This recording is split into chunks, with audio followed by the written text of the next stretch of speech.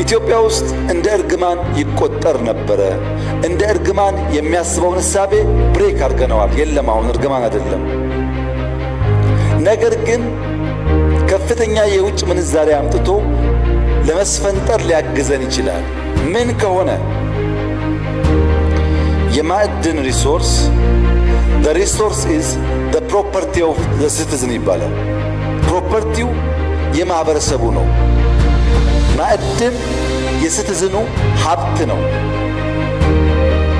ነገር ግን ማኔጅመንት ኦፍ ዘ ሪሶርስ ኢዝ ዘ ሪስፖንሲቢሊቲ ኦፍ ዘ ገቨርንመንት ነው። ማዕድን የዜጎች ሀብት ነው። የሚያስተዳድረው ግን መንግስት ነው። ለምን?